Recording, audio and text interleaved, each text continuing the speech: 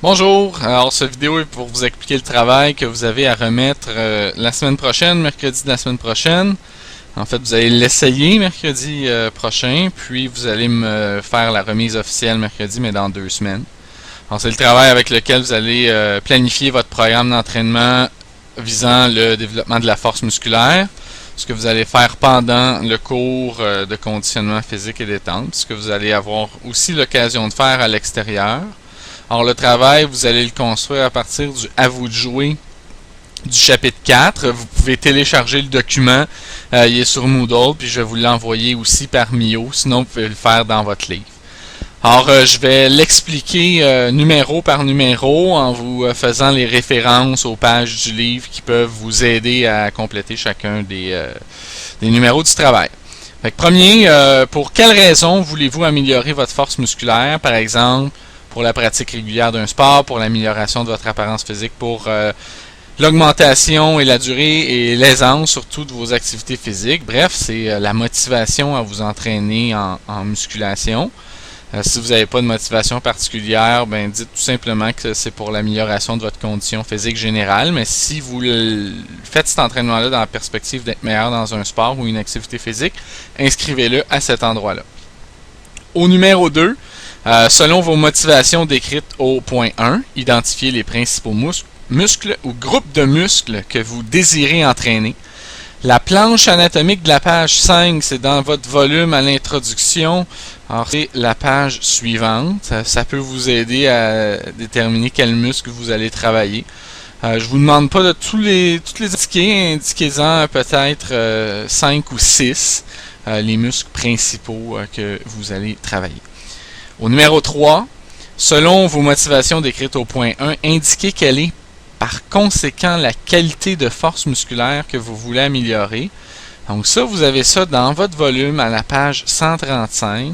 À la page 135, vous avez une espèce de schéma qui part de la force musculaire, puis qui se divise en force endurance, force maximale, puissance musculaire.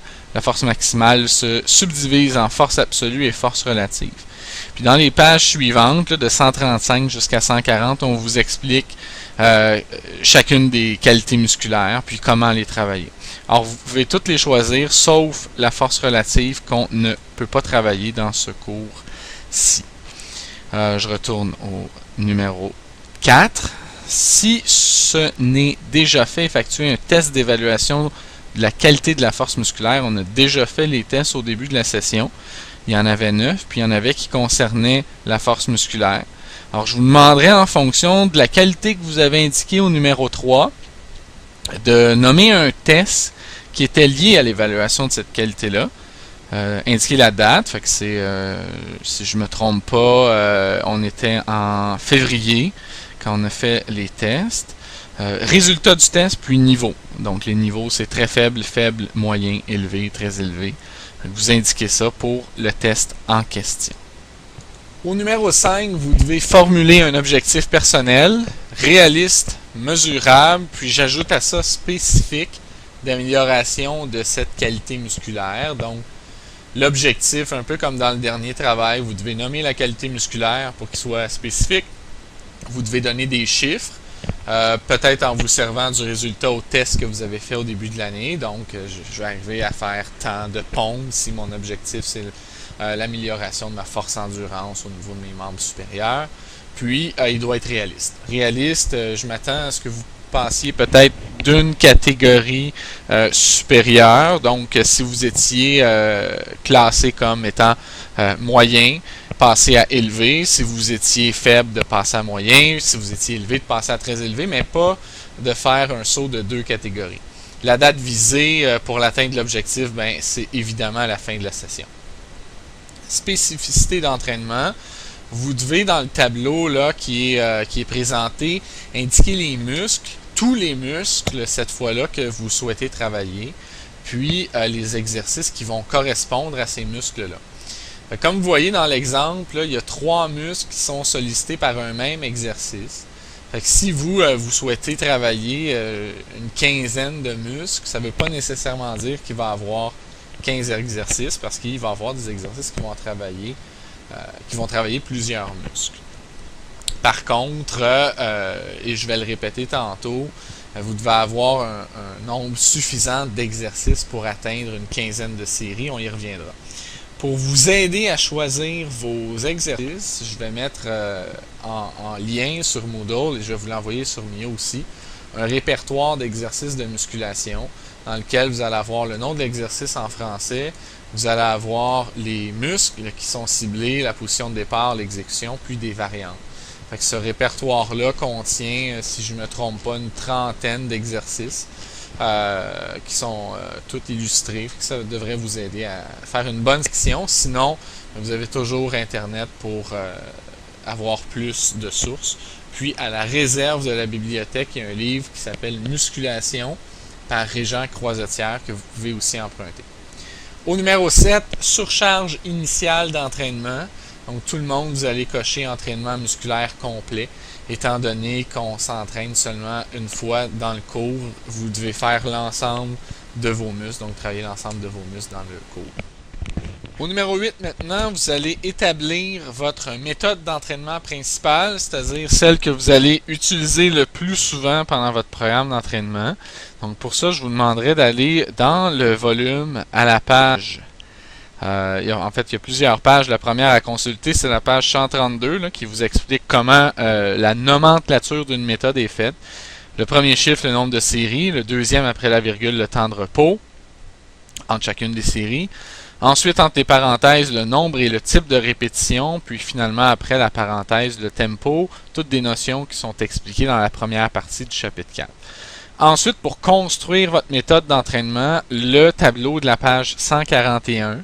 En fonction de la qualité musculaire que vous souhaitez travailler, on va vous expliquer quelles sont les, si vous voulez, les fourchettes, les intervalles dans lesquels vous pouvez choisir. Par exemple, le nombre de séries. Si je suis en endurance, il faut que j'en ai de 2 à 5 par exercice. Le temps de repos doit être de 30 secondes à 2 minutes, etc., etc. Donc, force endurance, force absolue, force relative qu'on ne travaille pas, puis puissance musculaire que vous avez également. Puis finalement, la troisième page à consulter, c'est la page 143 où vous avez des exemples de méthodes que vous pouvez utiliser pour chacune des qualités musculaires en fonction de votre expérience d'entraînement. On poursuit au numéro 9. Le numéro 9, vous ne le faites pas.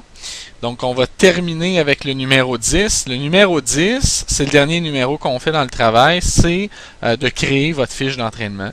La fiche d'entraînement, vous l'avez à la fin là, du « À vous de jouer », mais vous l'avez aussi en format Word, avec lequel vous pouvez travailler. Là. Donc, ce n'est pas un fichier PDF statique. Là. On peut vraiment écrire dans le fichier Word. J'ai fait un exemple, accroupissement, un exercice que je veux faire, avec une méthode d'entraînement, méthode classique en endurance que j'ai inscrit. J'inscris pas ma charge initiale parce que je la connais pas encore. Vous allez la connaître mercredi prochain quand vous allez essayer l'exercice pour la première fois. Donc, tous les exercices que vous avez choisis, vous allez les inscrire là avec votre méthode d'entraînement. En passant à la méthode d'entraînement, ça se peut qu'il y en ait, ça se peut qu'elle change. Il n'y a pas juste une façon, il n'y a pas juste une méthode en endurance musculaire, par exemple. J'aurais pu inscrire 3 séries, puis j'aurais pu mettre aussi 2 minutes de repos. Donc, ça se peut que ma méthode change, mais je vous demande d'inscrire là au numéro 8 la méthode que vous allez utiliser le plus souvent. Chose importante, il faut qu'il y ait un total de 15 séries dans votre entraînement. Dans l'exemple que j'ai ici, j'en ai 3 séries pour mon exercice d'accroupissement. Ça veut dire qu'il me reste 12 séries à placer dans mon entraînement pour que j'arrive à un total de 15. Si vous dépassez 15, vous n'aurez pas le temps de terminer. La semaine prochaine, ce qui est important, vous arrivez avec votre travail. Si vous avez des questions, vous me le présentez. Je vais pouvoir vous guider. Mais ce qui est vraiment important, c'est d'arriver avec cette fiche-là pour pouvoir faire votre programme dans le cours. Je vais vous donner du temps pour le faire au complet. Et si vous avez au moins des idées d'exercice, si vous en avez suffisamment pour faire 15 séries, ça va faciliter votre travail pendant le cours. Donc, ça termine là, pour l'explication du travail que vous avez à faire, qui est le « À vous de jouer » du chapitre 4, je le répète. Si vous avez des questions, écrivez-moi par Mio. Je vais tenter d'y répondre le plus vite et le plus clairement possible. Bonne fin de semaine d'aide à la réussite.